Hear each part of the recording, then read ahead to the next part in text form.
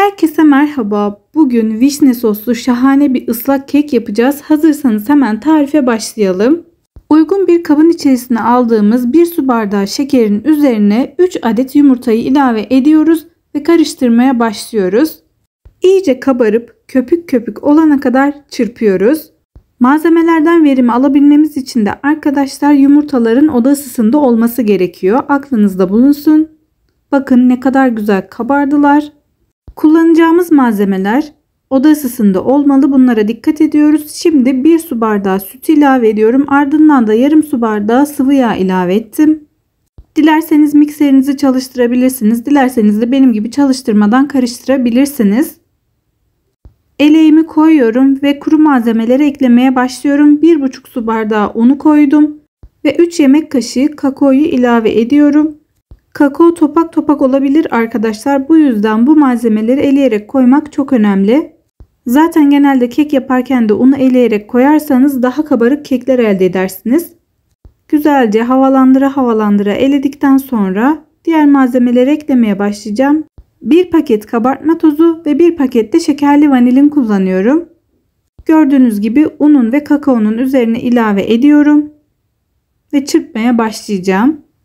Kakao ve un tozmasın diye arkadaşlar önce bir karıştırıyorum. Daha sonra da mikserimi çalıştıracağım.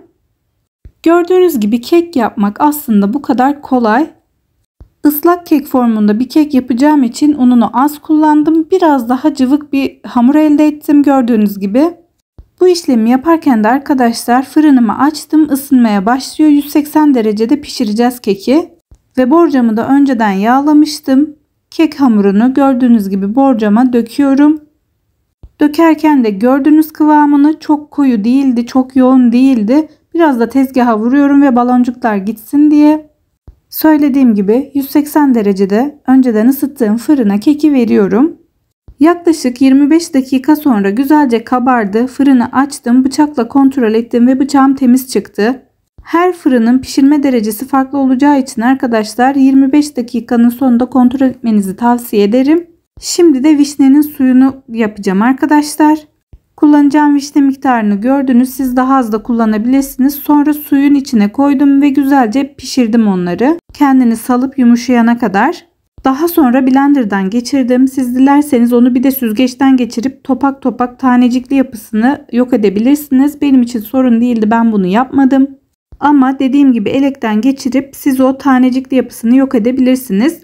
Hemen ıslak kekimizin sosunu yapıyoruz arkadaşlar. Çeyrek çay bardağı kadar şeker kullandım. 1 su bardağı süt kullandım. Normalde kakaoyu 2 yemek kaşığı kadar kullanacaktım ama olmadığı için ne kadar varsa o kadar kullandım. Bu malzemeleri ekledikten sonra güzelce karıştırıyorum ve üzerine de 1 su bardağı vişne suyumu ilave ediyorum. Arkadaşlar sosuna vişne suyunu kullanmak zorunda değilsiniz. İsterseniz keki yaparken de kullanabilirsiniz. Nasıl severseniz o şekilde değerlendirebilirsiniz. Malzemeleri karıştırdım. Ocağa koyuyorum ve kaynamasını bekliyorum. Bu sırada da karıştırmaya devam ediyorum. Sosum pişti arkadaşlar. Ben de keki dilimlemeye başladım ki sosu her yerine eşit miktarda çeksin. Görüyorsunuz çok güzel kabardı. Sosu da çok güzel oldu. Kekim artık iyice ılıdı arkadaşlar bu arada. Sosumu da ilk sıcaklığı çıktıktan sonra bir 5 dakika kadar bekleteceğim ve sonra kekin üstüne dökeceğim. Gayet güzel çekti, çekmesinde hiçbir sorun olmadı. Ben sosunu vişne ile yaptım. Siz dilediğiniz meyveyle yapabilirsiniz arkadaşlar. Canınız nasıl istiyorsa o şekilde yapmakta bence özgürsünüz. Yakışacağını düşündüğünüz her meyve olur yani. Bakın kekin pişmesinde hiçbir sorun yok. Gayet güzel pişti, kabardı. Sosum da kaynadı. Biraz bekledim. Görüyorsunuz hala dumanları çıkıyor. Kekim ılıdı. Burayı üstüne basa basa söylüyorum. Sostan çıkan dumanları da görüyorsunuz ve kekimin üzerine dökmeye başladım. Az önce vişne sosunu elekten geçirebilirsiniz demek isterken bunu söylemiştim arkadaşlar. Bakın görüyorsunuz üstünde kalıntılar var. Benim için sorun değil derseniz bu şekilde de kalabilir. Yok böyle görmek istemem derseniz de elekten geçirebilirsiniz. Her yerine sosu güzelce yediriyoruz ve çekmesi için bir kenara alıyoruz. Kek sosunu çektikten sonra afiyetle yiyebilirsiniz. Daha ıslak ıslak seviyorsanız da arkadaşlar sosun miktarını biraz daha artırabilirsiniz. Ben bana kalsa biraz daha ıslak yapardım ama evdekiler biraz böyle çok ıslak olmayanı sevdikleri için bu şekilde yapmak zorunda kalıyorum. Ama görüntüsünü görüyorsunuz. Gayet güzel oldu bu şekilde de. Deneyenlere şimdiden afiyet olsun. Üstünü dilediğiniz gibi süsleyebilirsiniz. Ben Hindistan cevizini çok yakıştırdığım için Hindistan cevizi koydum. Bakın şimdi yumuşaklığını falan gayet net göreceksiniz. Deneyecek olanlara şimdiden afiyet olsun. Lütfen videomu beğenmeyi, yorum yapmayı ve hype puanı vermeyi unutmayın. Herkese iyi günler.